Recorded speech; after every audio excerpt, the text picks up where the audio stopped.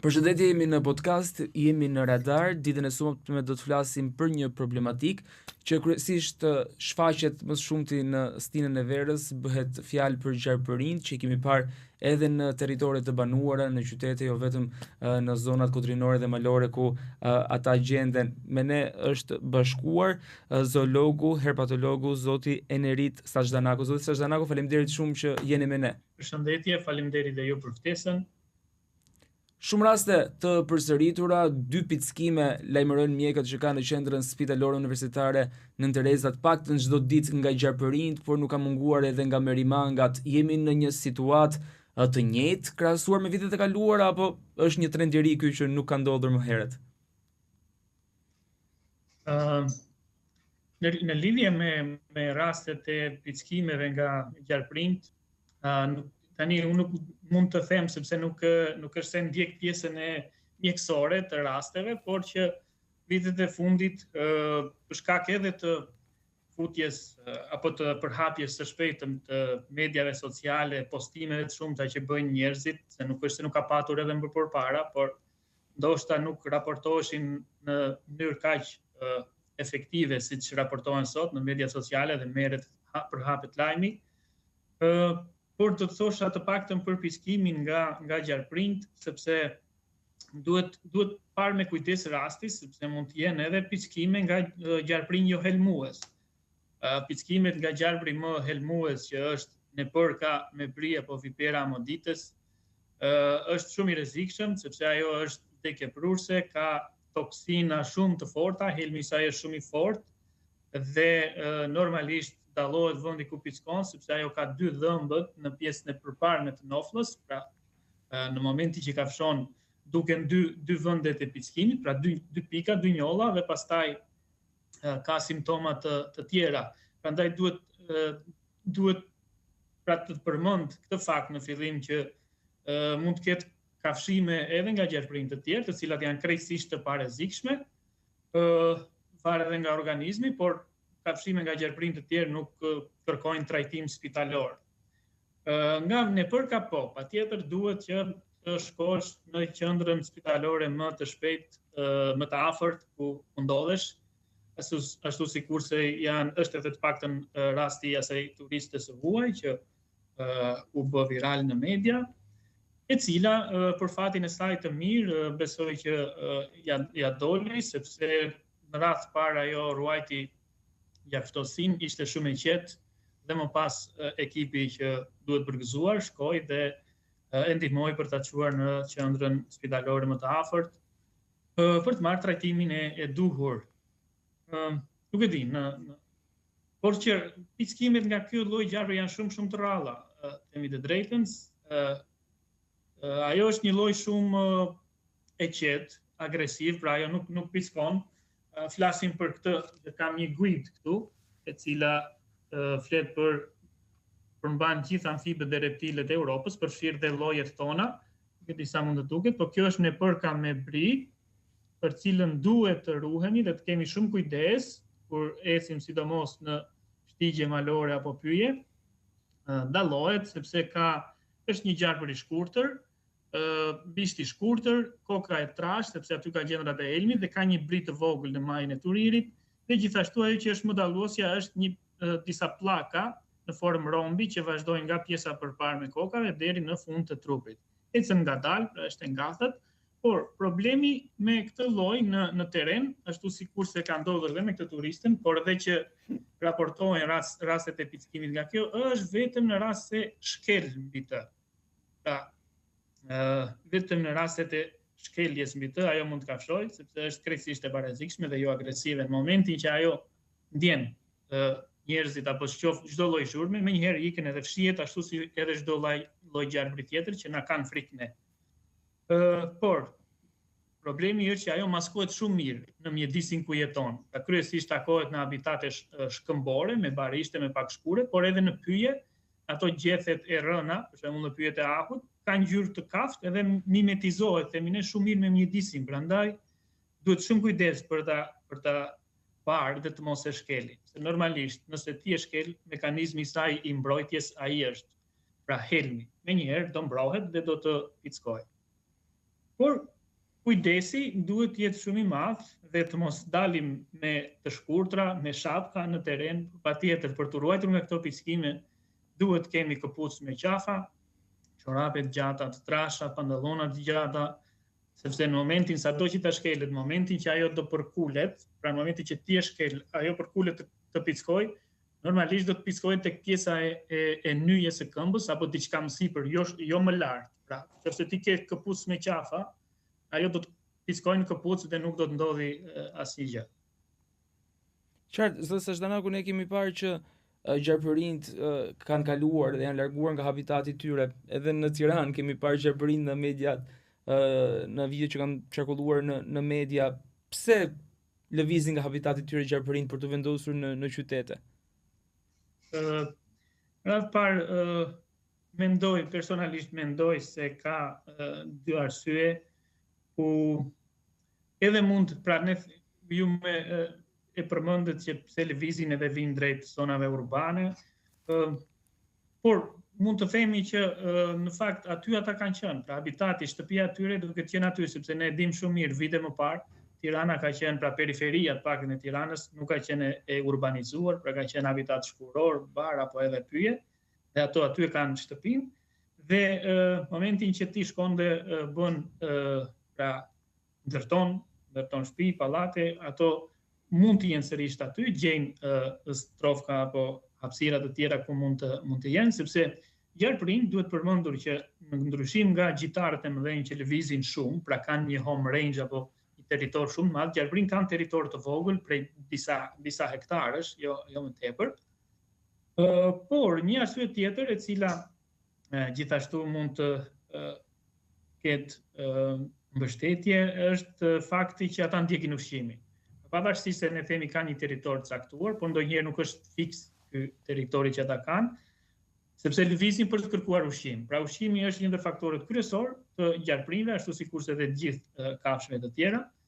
Dhe mendoj që këto rastet e fundit të publikuara në rrjetet sociale për gjarpërinj që janë parë në qytet, në zona urbane, që edhe në Tiranë, mendoj që ata kanë ardhur për të ushqyer dhe kryesisht dieta ushqimore e tyre janë mint.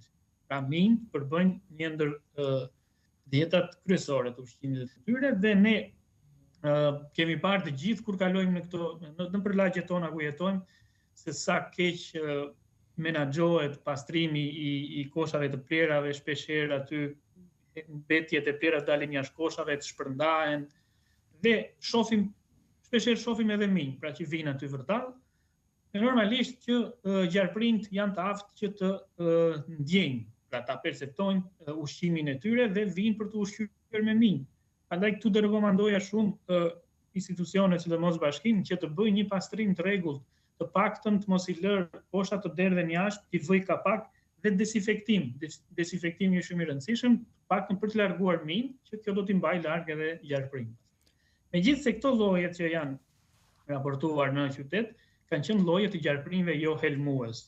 Pra kryesisht një rast i bullarit, që s'është fare më duket në Fier, që nuk është fare gjarpër, bullari është një hardhuc pa këmbë, edhe disa lloje shigjetash të tjera, të cilat janë krejtësisht jo helmuese.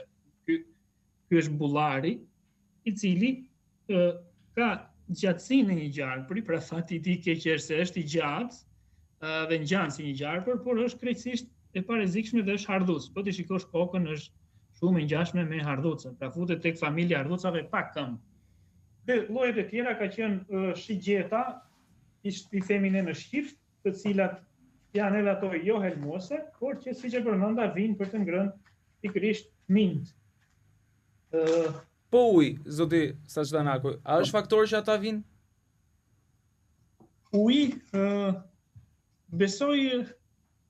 Uji është një faktor shumë i rëndësishëm, në fakt, për shumë gjallësa, sepse aty ku ka ujë, ka jetë.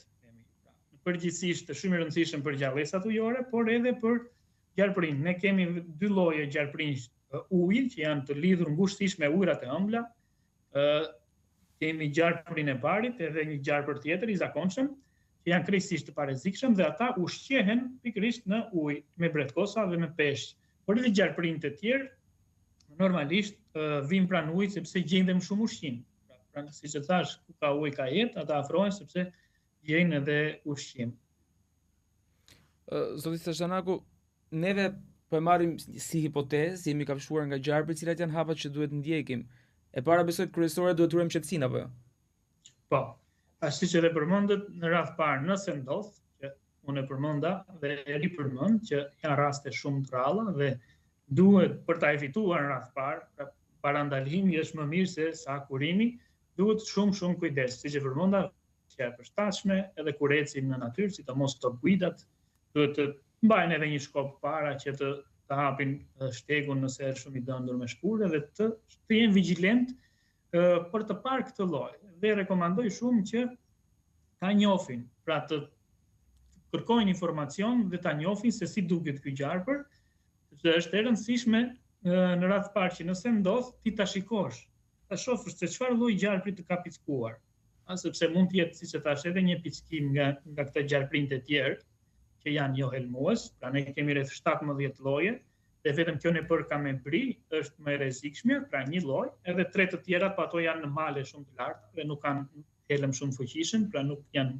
dekje prurse, por kjo nepër ka me bri është edhe shumë e përhapur nga zonat më të ulta bregdetare dhe deri në zonat kotrinore deri në zonat pyjore 1500 metra. Prandaj rekomandoj që ta njohin, fillimisht nëse ndodh që mund të shkelet dhe të pickoj, pra ti ta shohësh.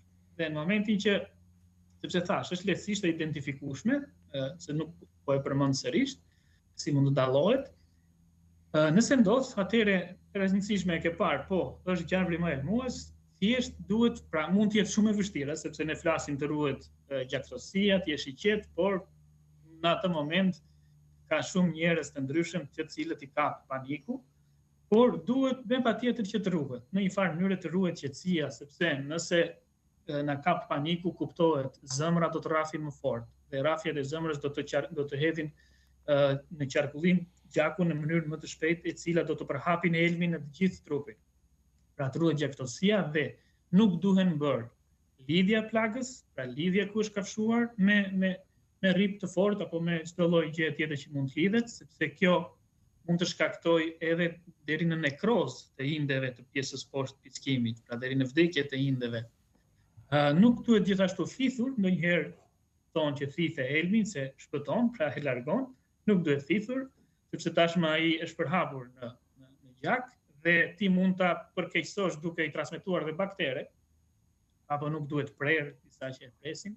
Më e mira që rekomandohet në këto raste është qetësia dhe të rish i palëvizur. Pra të rish i palëvizur, vendi ku je pickuar është e rëndësishme të jetë poshtë nivelit të zëmrës, dhe nëse ke, mirë është të kesh një kuti të ndihmës së shpejtë me vete, nuk rekomandohet që të bëhet as me alkool, as me akull apo ujë të ftohtë, por thjesht të mbulohet me një garzë sterile, pra të mbulohet plaga me një garzë sterile dhe të jetë e palëvizur, të jetë mbahet e palëvizur dhe kontakto ndihmën e shpejtë. Pra 127-ën apo kudo nëse je afër guest house-eve që je, siç ishte rasti turistit, të marrësh telefon me njëherë ata që të lajmërojnë ekipet që të vinë, dhe në këtë rast është shumë kritike koha. Pra sa më shpejt të shkosh drejt qendrës më të afër spitalore, aq më të larta do të jenë shanset për të mbijetuar këtij pickimi. Mundet që me vete të merret edhe kundër helmi, që është antiviperina, që gjendet në çdo farmaci, por problemi këtu është që ajo duhet ruajtur në kushte frigoriferike. Pra ti duhet ta mbash në një termos të vogël, por duhet të jetë temperatura të ulta, 2 gradë deri në 7 gradë. Po i kaloj më tepër temperaturat, ajo prishet edhe nuk është më efektive. Por dhe edhe në rast se ti mund ta kesh me vete kundër helmin, antiviperinën, i cili prodhohet nga gjaku i kuajve, pra injektohet kuajve dhe më pas merret serumi që bëhet, varet nga organizmi, sepse ka raste, në radh parë jo çdo kush mund ta bëjë, sepse ajo bëhet nëpërmjet një injeksioni në muskuj, por edhe mund bëhet, po marrim rastin se bëhet lehtësisht në muskuj dhe injekton, por varet se si përgjigjet organizmi, sepse ka trupa që mund t'i shkaktojë alergji, dhe mund ta përkeqësojë, pra mund të jetë më keq se vetë helmi pickimi pasaj kur ti i fut të kundër helmin. Prandaj duhet që shkosh në qendrën më të afërt dhe pastaj aty në kontrollin mbikëqyrjen e ekipit mjekësor, patjetër që mund të injektohet antiviperina dhe mbahet në kontroll reagimi. Mit apo e vërtet që gjarpërinjt që lundrojnë, nëse mund ta quajmë kështu, se notojnë në për ujëra të ëmbla, siç e thatë dhe ju, nëse të kafshojnë nuk janë helmues? Është e vërtet, gjarpërinjt e ujërave të ëmbla, siç e përmenda, kemi dy lloje. Janë krejtësisht të parezikshëm, futen në grupin e gjarpërinjve jo helmues, aglif, që nuk kanë as gjëndra helmi, po as dhëmbë helmi. Në rast, ndoshta këtu vlen përmendim me faktin që përveç familjes së llojeve që përkasin familjes së nepërkave helmuese, që siç thash është një me rrezikshme nepërka me bri dhe 3 të tjerat janë normale, kemi edhe 2 lloje që janë gjysmë helmues. 2 lloje që janë gjysmë helmues, çfarë do të kuptojmë? Me këto lloje është biroja, i thonë në shqip, ose Malpolon insignitus, edhe gjarpëri mace, Telescopus fallax, ky i fundit më tepër del gjatë natës për të ushqyer. Ata kanë dhëmbë helmi, por i kanë të vendosur në pjesën e pasme të noflës së sipërme, ndërsa nepërka i ka këtu në fillim dhe me një kafshim të lehtë ajo të injekton. Ata i kanë shumë thellë në pjesën e pasme të noflës dhe është shumë e vështirë që të kafshojnë, vetëm në rast se ti të futësh dorën vetë që ai të kafshojë. Pra edhe praktikisht dhe këta konsiderohen jo të rrezikshëm, nuk ka pasur ndonjë rast të paktën nëse ndej mund të piskimit nga to, po edhe nëse piskohet, dhe helmi i tyre nuk është shumë i fortë, pra nuk çon në vdekje të organizmit. Vejusha e zezë, po ashtu një nga llojet e merimangave që është e rrezikshme, kemi pasur edhe raste piskimesh të referuar edhe nga mjekët. Ku gjendet kjo lloj merimange dhe sa e rrezikshme është?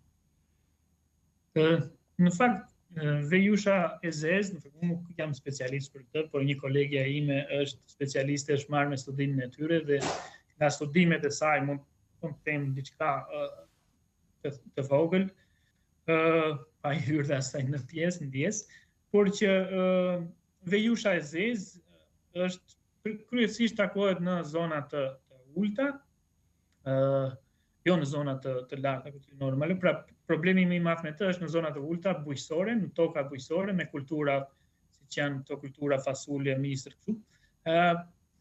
Dhe patjetër që edhe nga vetë prej tyre duhet ketë kujdes, sepse edhe ajo ka një helm shumë të fuqishëm, toksinat e saj në rast se piskon dhe nuk merret ndihma e parë në qendrat spitalore, të çon drejt vdekjes së organizmit. Patjetër që edhe aty duhet kemi kujdes, për shembull rekomandohet për fermerët që punojnë në këto arat që përdorin dorashka. Në momentin që ai mbledh atë fasulën me dorashk, edhe has në një vejush pra merimang të zezë, ajo nuk do të pickojë, por normalisht dorashka të mbron. Dhe gjithashtu të kujdesi, gjithmonë kujdesi duhet të është i pari. Pastaj siç e thash edhe për nepërkën dhe për atë, që të hapet për shembull ajo bima, nëse ka diçka, të ketë kujdes, në të kundërt le të vazhdoj pra në punën. Paktën në aspektin folklorik, të moshuarët në shtëpitë e tyre përdhese, shtëpitë e tyre private, vendosni kova me ujë për të shmangur gjarpërinjt. Është një metodë efikase?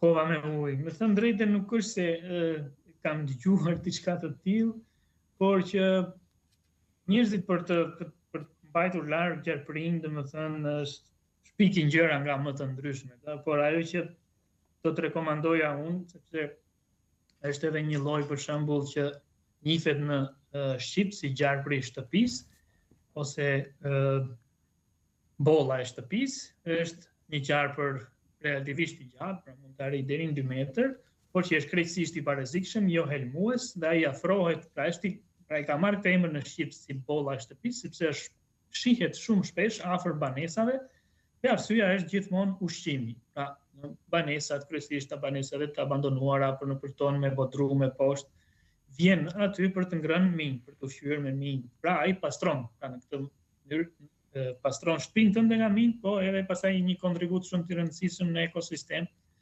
për mbajtje në kontroll të këtyre popullatave të minjve, apo ka këto nepërkat e malit apo dhe nepërkat tjetër ushqehet kryesisht edhe me insekte. Një pjesë e insekteve ne dim që janë dëmtues të kulturave ujësore, pra janë shumë të rëndësishëm sepse mbajnë në kontroll popullatën e këtyre dëmtuesve.